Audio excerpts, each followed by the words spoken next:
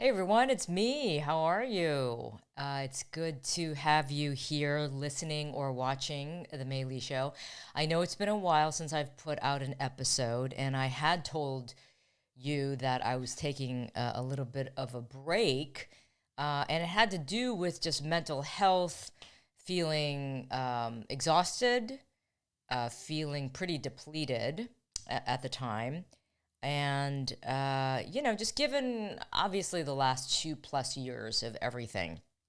And I know a lot of you understand that because we've all been going through it together. But what kind of kicked me in the ass a little bit and little fire under my butt recently was an article that came out just very recently. And it came out in Good Housekeeping. I didn't even know about it until somebody told me about it.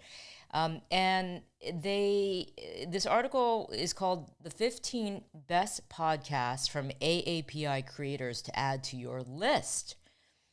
And The Mei Lee Show is one of them, in fact, in the number one spot on this list of 15. So I was completely shocked, totally was not expecting this, and very flattered, obviously. Not sure why I was put on this list, but thank you so much to Good Housekeeping and the writer. And so it really is a great list, actually, because I learned about some other shows that I was unaware of, created by AAPI podcasters. Escape from Plan A is number 2. Add to Cart is number 3. Some others called Feeling Asian, Politically Asian Podcasts, Being Pumo, all sorts of great podcasts created by fellow Asian Americans on covering all sorts of topics, everything from parenting to politics to sex to mental health.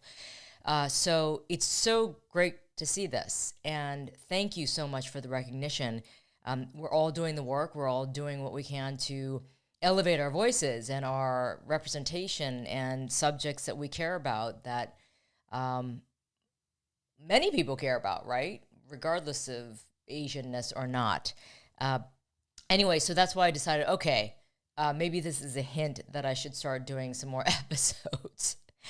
But let me do a little riffing to start off with, and that is that it's been a difficult time for all of us, but I also think that there's been a lot of pressure for us to get back to normal and to get back to the way things were, or be even better than before, or be more productive than ever before because of lost time during the pandemic.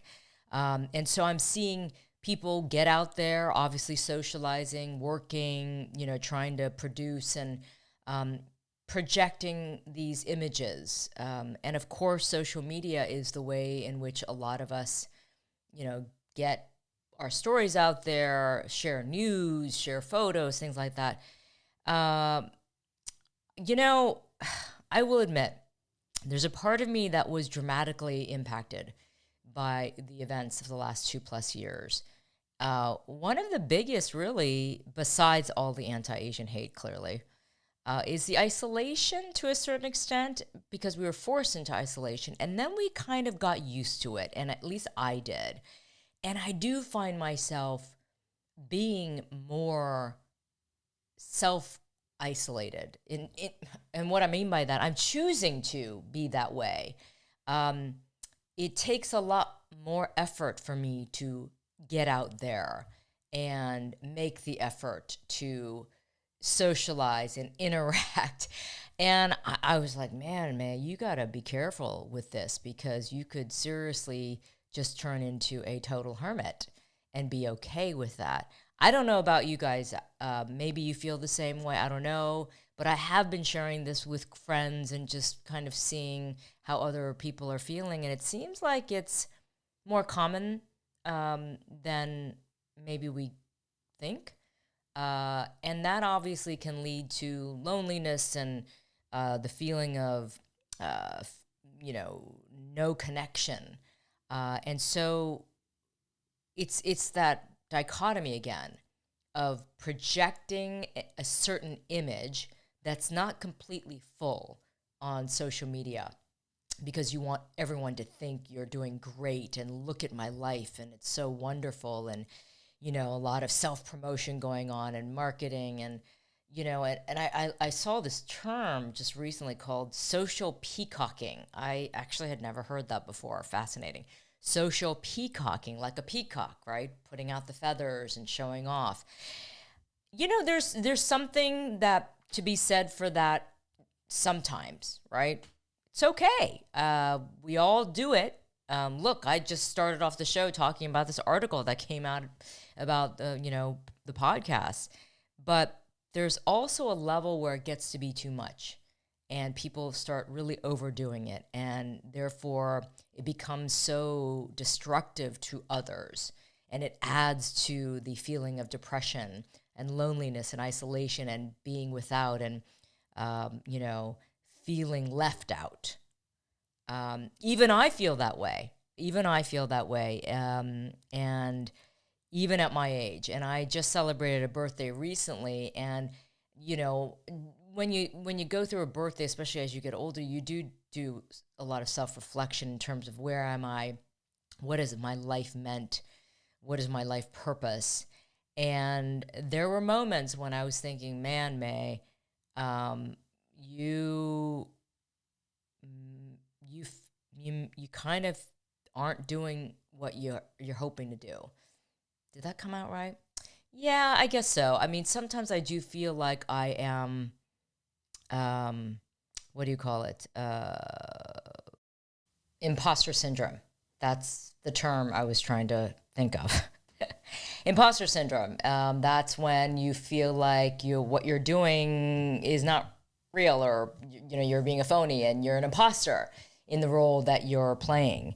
And so there are moments when I feel that way. The expectation is higher from others, and I feel like I'm not living up to that expectation. And I sometimes just want to sit on the couch, do nothing, stare out into nothingness. And that's, I think a lot of us feel that way at times. We're afraid to admit to it, though. We don't want to admit it because it's comes off as weakness, right? And I've said before, and I'll say it again, showing our vulnerability is not a bad thing. Sharing that vulnerability, and some people, okay, you want to call it weakness, fine. But sharing that vulnerability with others is what helps you connect, because it makes other people realize, oh, wow, you feel that way too. So that's why I continue to share this stuff with you, and I will do so because I think it's important. I think as women particularly, and from Asian backgrounds, but also this comes from other ethnic backgrounds and races, where we are made to feel like we have to stay strong and silent and dismiss any sort of pain or anxiety. And especially for Asian women right now, we're going through a lot of pain and anxiety and fear because of all the anti-Asian hate that's targeted mostly at women. And that is such a tragedy, and it's frustrating, makes us so angry, and makes us feel like we're helpless when we're not. And we want to break down those stereotypes. We want to dismantle that narrative that has existed for so long, that Asian women are weak and we're submissive and we're, obviously hypersexualized. So these are the things that I think about a lot. Sorry, I'm turning my other computer back on because I wanted to read some things. And it makes me sometimes feel overwhelmed. Makes me feel like I just can't continue fighting this fight because it's so exhausting. But then other times I know that it's worth it, right? But I will get to this in a bit because I'm going to be sharing some videos. But, I recently commented on the fact that there are so many organizations and groups and individuals in this fight against anti-Asian hate, but also to elevate our voices. But we're coming off as very fragmented now. So that's something that I would love to see remedied somehow. But let me share one thing that I saw recently, and it's a quote that I read that the Asian American Foundation had posted on one of their platforms. It's a brilliant quote by a woman named Mitsue Yamada, and she is an activist, feminist, essayist, poet, story writer, editor, and former professor. She was born in 1923, and she's still alive and well. She's 98 years old. But here's a quote that I read and really struck me. It says, "To finally recognize our own invisibility is to finally be on the path toward visibility. Invisibility is not a natural state for anyone." So powerful, right? Because this is exactly what we're fighting. We are fighting this idea of being invisible. And it's not an idea. Actually, we have been invisible. We have been treated as invisible for so long as Asians, especially Asian women. And so to recognize this now, to recognize the fact that we have been invisibilized, is to finally be on that path toward visibility. Because this is not a natural state to be invisibilized, right? We are human. We are here. We're physical. And we have been here for centuries in America. And so to fight against that invisibilization is what this is all about right now, right? What we're trying to do. And so when I read that quote, I was like, oh man, this woman is speaking to my heart. And so I looked her up because I wanted to know just more about her, because I really didn't know who she was. So she is a woman who was born in Japan, but her family moved to the States. And unfortunately, like many other Japanese American families, they were incarcerated during World War II in Idaho, at a camp in Idaho. She was eventually released, and she became a writer, and she wrote poems on her life in the camps and other, sort of racist kind of thoughts and concepts. And this one part in this write-up I read, and I was like, wow, this woman's amazing. So she said that Yamada recognizes that Asian American women have not been fully represented as sites of complex intersections of race, gender, and national identity.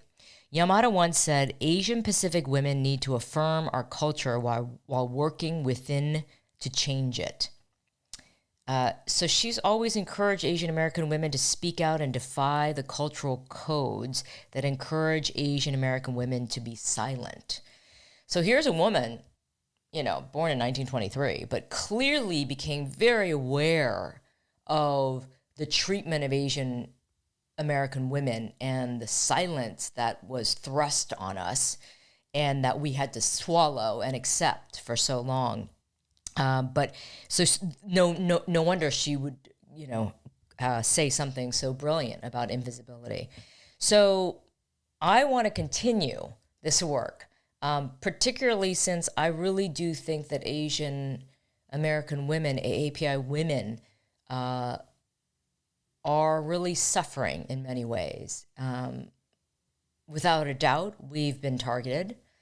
Without a doubt, we're the ones who are on the receiving end of anti-Asian hate the most.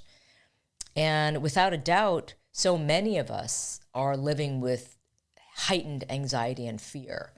But I want to bring us together so that we can turn that fear and anxiety into empowerment, into courage, into support, and into that progress of moving forward together so that we are not defeated by this hate and this fear and this long-standing stereotype of who the world thinks we are. We need to dismantle that completely. So I would like to move forward to continue talking about this and continuing to feature women who represent this strength and this fight and this courage, but also share what we're feeling, our fears and our anxieties and our concerns and our worries. So that's what I'd like to do. moving forward, along with other issues as well. But that's near and dear to my heart, of course. All right, so this episode, I decided, since I'm kind of kickstarting things again, I decided to do sort of a compilation sort of episode of things that I've been doing while not doing the show, because I've remained very active on social media, for those of you who follow me on social media. So I post videos on a regular basis when I want to make a comment about something going on, or share some news, or talk about some issues. And so I decided to like sort of put those together, but then also just give you a little bit of insight into what I've been up to, on and off camera, on and off social media. Things that I've been up to or not up to, or, stuff like that. Maybe sort of like a insider view. I don't know if it's going to be interesting to you at all. Could be totally boring. I hope not. But but yeah, it's kind of like a year in review, but like the last couple weeks, several weeks in review to a certain extent. Does that make sense? Okay. I'm going to stop babbling and let's get on with this very unique show. Okay? All right. I'm taking a break from writing my academic book, which is making me insane. It always makes me insane when I have a deadline, but we're not going to go there. I wanted to just talk about the two different reports that recently came out about anti-Asian hate.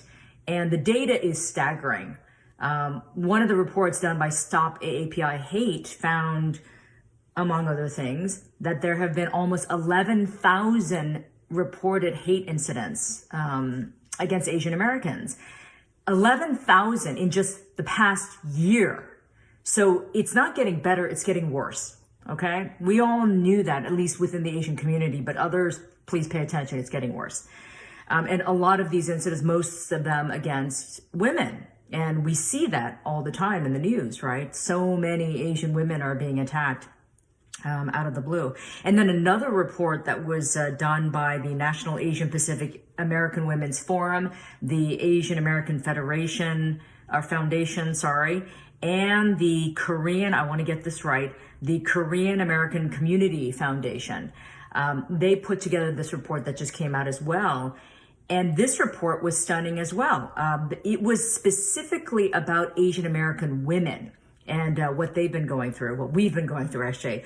It's 70% of AAPI women's mental health was impacted due to the fear of gender and or race-based discrimination, harassment, and or violence. There's a lot more data that comes with this report, but listen, the reason why I'm talking about this is that how much more information and data and proof do you need to finally admit that there is a huge problem with anti-Asian hate, and it's only growing? And women, AAPI women, are definitely being targeted in violent ways. We have seen that in New York, certainly, with the killings of several women. And then just recently, the attacks on 7 AAPI women in a span of 2 hours in New York. So this just continues to happen. And so the data is there. You can't argue with the data, right? And so this is what the community is trying to do. We're trying to show the public, show the media, and show government officials that there is a huge problem. So some of the recommendations, according to these women's survey, they want politicians and officials to understand what AAPIs are experiencing and the discrimination that goes along with it. And we want more investment in resources to combat anti-Asian hate. So without representation, though, we're not going to get very far. So let's work on it. Hey, everyone. Happy International Women's Day. I know there have been a lot of posts and videos about today and how meaningful it is. And of course, it is, because we're celebrating the greatness of women. But I just want to say one thing, share one thing, I guess. That is that women and girls, we all need to elevate our voices and value ourselves much more than we do. And we need to reprogram ourselves and others and societal norms and definitions of what girls and women are supposed to be, and instead be who we want to be. And that means that starts with empowering ourselves and then supporting each other. And the one other thing I want to say is that as a woman who does not have her own children, I think society really tries to make women like me feel less than, that we haven't done something we're supposed to naturally do. And I say to all of the women out there who are also childless that we have a different course. We have a different direction. But that doesn't mean it's less important or less valued. We are here for a reason, and our identities should be about the work that we are given either by the universe, by God, or yourselves, or internally. And it should not be defined by what society thinks we should be, or we should be, or what we should be doing. It should be defined by who you want to be and living out your fullest purpose and your fullest destiny. So I celebrate all women, those who are mothers, those who are not, those who are career women, those who are not. And let's lift each other up. And also, let's give a special shout out, special prayers to the women in Ukraine who are trying to survive and help their own families, help their loved ones, help friends, help colleagues in any way they can, using their strength through this very, very difficult time. So I salute you, women of Ukraine.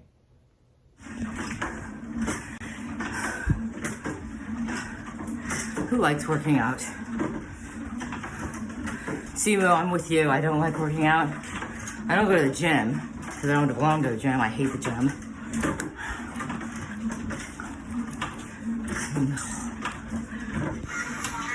Hey, what is that piece of fur across your nose? What is that? What is it? Mommy's working out and I hate it. So you're cute. Yep. Hey there, this is Mei Lee. I'm actually coming to you from beautiful Zion National Park, where I'm on a short little vacation. Look, let's be honest, we've all been feeling pretty burnt out because of what's been happening for the last 2.5 years. And that's why we're having this event today on the 1-year anniversary of the shooting in Atlanta. I remember so specifically when that happened, because I think I had the fear leading up to that day that something terrible like that was going to happen, that all of this anti-Asian hate was going to peak and, result in something so violent where 8 people were killed and 6 of them Asian women. And I think that's the biggest issue for me now, is that it seems that so many of these hate attacks are targeting Asian women. And we know from the data that 65-67% of all the anti-Asian hate attacks are against Asian women. And we see this over and over again. We thought it couldn't get any worse, and it's getting worse. It's getting even worse. We had Michelle Go. We had Christina Lee. We had those 7 Asian women who were attacked in New York in a span of 2 hours. We just had a 67-year-old woman in Yonkers struck over 125 times by a guy. So it's crazy, it's infuriating, it's frustrating, it's making us fearful. But here's the catch. We all know what's going on. So therefore, we cannot stand by. We cannot be silent. We have to fight back. We have to speak up. We have to organize. We have to get officials to take much more notice. We have to get the mainstream media to not drop the story anymore and think it's no longer a story, because it is clearly. And we all have to work together to build that solidarity, that continued solidarity. I know we all care about this issue deeply, but we have to do more, and we have to work together. We have to bring all of these like-minded people and organizations together, because there's power in numbers. As an Asian woman, I just want to say to all my sisters, be strong, be courageous. I know it's a scary time. It's a scary time for all of us. But let's show who we are, that we are not docile, we're not submissive, we're not meek, that we are powerful. So let's do it together, be powerful together, my sisters, okay? All right, well, I am very thankful for this event, and I know that it's just going to be one of many where we all come together to come up with ideas to move forward. All right, thanks everyone. So we're into the Narrows right now, the Virgin River, and you have to walk through the water at times, and then sometimes on land. We're wearing waders, we have walking sticks, we have neoprene boots, so not getting wet yet, but definitely can, because the water in some places is like chest deep on a normal full-size grown man, so that means like it would be above my head. So we have to be careful, definitely. But it's pretty amazing here. Wish me luck. Hey there. I'm probably going to regret doing this video, but I'm going to do it anyway. Yesterday, Neck Shark posted this story about Steven Spielberg getting slammed for saying that the Squid Game stars were unknown, and I jumped into the fray. I don't know why I did, but you know, sometimes you do. I guess he was implying that the actors in Squid Game were unknown, and then because of a show like Squid Game, they became famous. So he got a lot of heat from people because he was basically saying some of the big stars in the show, especially the main character, Lee Jong-jae, was unknown. He's super famous and he has been a huge actor for decades. But anyway, so I basically was saying, why is everyone surprised by this level of ignorance? Because, you know, Hollywood does think it's the center of the universe, and that maybe Steven Spielberg should get a little bit more educated. And I compared him to Bong Joon-ho, the director of Parasite and other great films, because he truly does study cinema like nobody's business. But anyway, I got a lot of heat for that, making those comments. And, you know, I know that Steven Spielberg did not mean any malice in what he was saying. Absolutely not. He was probably thinking he was saying something quite innocent, which is that, you know, people didn't know these actors previously before Squid Game became a huge hit. And that's true, but they were not unknown, especially Lee Jong-jae. However, unknown to the world, unknown beyond Asia, yeah, probably. So he didn't mean any harm in saying that, deliberate harm. My point is that this is the programming that we all have had around the world, which is that we are programmed to think that the West is better and it is more successful. It is, you know, it is at the center of the universe, that we should strive to achieve that level of Western standards. And if you're not, and when you do, then you have achieved great success, the ultimate. And that's the programming that I have suffered from, of course, because I grew up in America, and so many others. And I try to impart on people and my students that this is all the programming that we have, you know, all struggled with. And if we can break that down a little bit and just point things out on occasion, then that would be a good thing. It was my mistake to probably come out and say these things in a harsher way than perhaps necessary. Some of the comments made to me about what I said were pretty harsh. Some of them actually very harsh, but that's, comes with the territory, of course.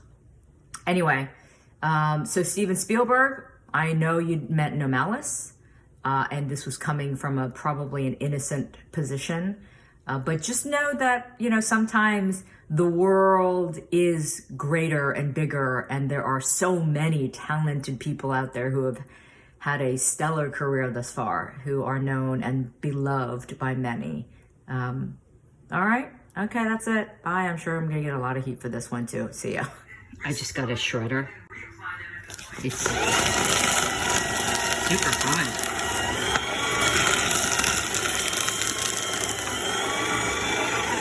Strangely satisfying.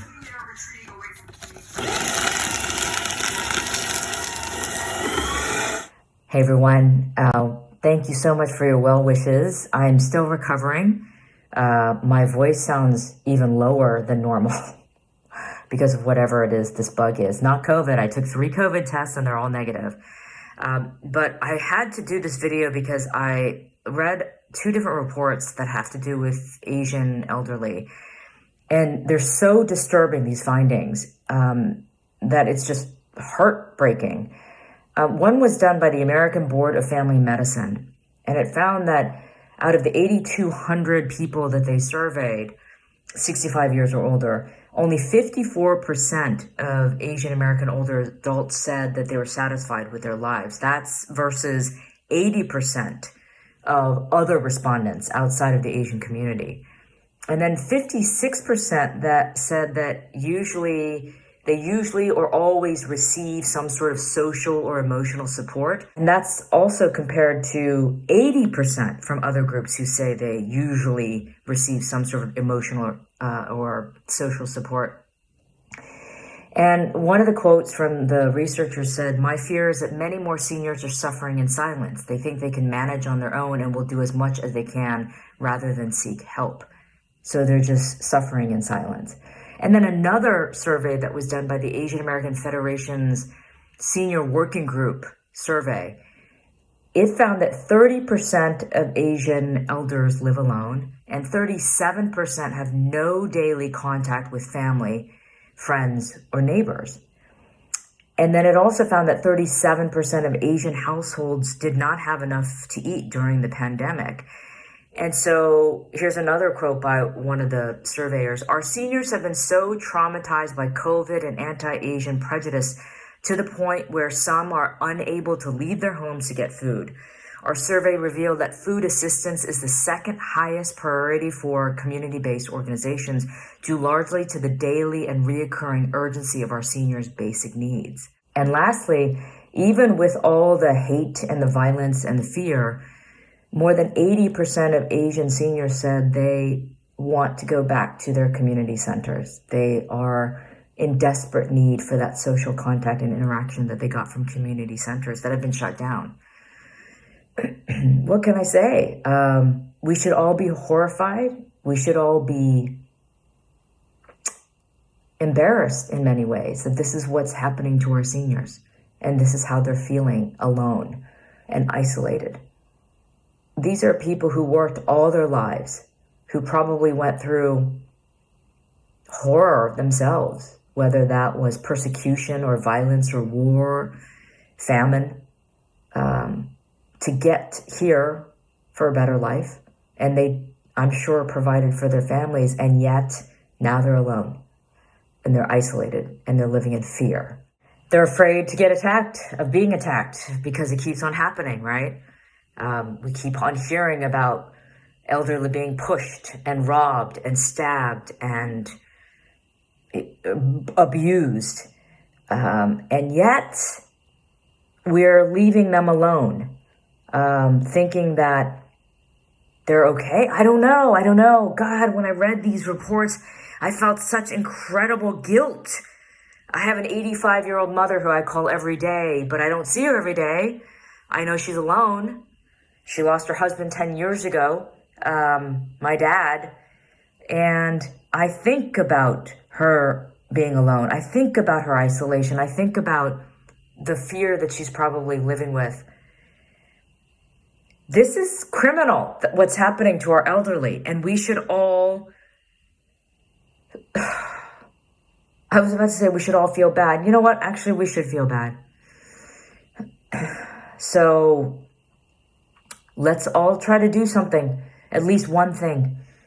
If you have elderly parents, if you have aunts and uncles, grandparents, neighbors, reach out to them, call them, visit them, see how they're doing.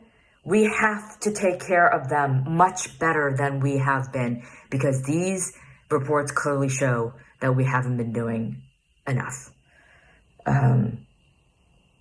We should be treasuring them, and instead we're treating them like they don't matter at a time when we're all suffering. So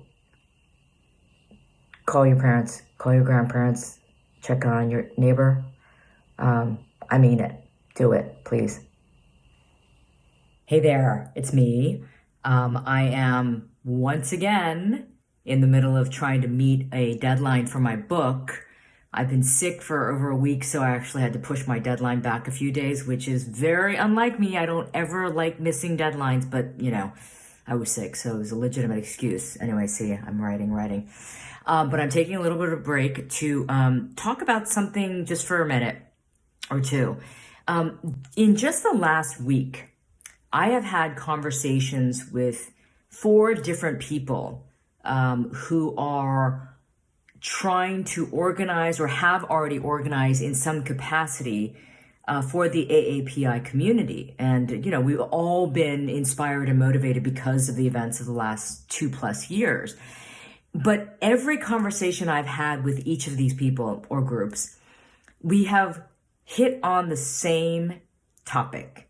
And that is this idea that it has become too fragmented, the cause and the movement, meaning that there are now so many organizations and so many groups and so many nonprofits and so many people and, this and that it's fragmented instead of a cohesive kind of brand almost, an organization. There are so many that the average person can't keep up. And even I can barely keep up, and I'm in it. And so the problem now that we're seeing is that because it's so fragmented and there's so many entities, it confuses people. And also there's this almost cannibalization going on, almost this competition for everything from funding, of course, but for recognition, for the limelight, for the spotlight, for attention. And that's not what this is all about, is it? Isn't it for the cause? Aren't we working towards the same thing? It's not about who gets the most attention per se as attention for the cause, yes. Making progress, moving forward, yes. But if we're just going to be all over the map and fragmented and not cohesive and bring together the powers that can make a difference, because, there's power in numbers, we're going to kind of be spinning our wheels and, I don't know, maybe chasing our tails. So it's been really interesting. In just 1 week, 4 different people I've spoken to, met with, Zoom, in person, we've all talked about this. So there's clearly something going on, and clearly a lot of us feel this way. So maybe it's time to come together and have a meaningful dialogue and bring all of our resources together to truly make a difference. Just my 2 cents here. All right. How am I supposed to get any work done when I have a face like this to look at? Look at your little frosted face. Huh? Little frosted face. My sweet eggy girl. Look at this little black patch above your nose. Well, that's what I've been up to in the last several weeks. Not completely, but you got the idea. You got the gist. So I plan to continue rolling out new episodes and having some people on to talk and chat with and If you have some ideas or things that you think I should address, people I should talk to, then let me know. Ping me, send me a message on social media. You can email us at themaylyshow@gmail.com. And I would love to hear from you. So thank you for watching and listening, and reach out to friends, family, whomever, in your life who could help support you if you need it, because we all need it. We all need to connect one way or another, right? Okay. See you next time.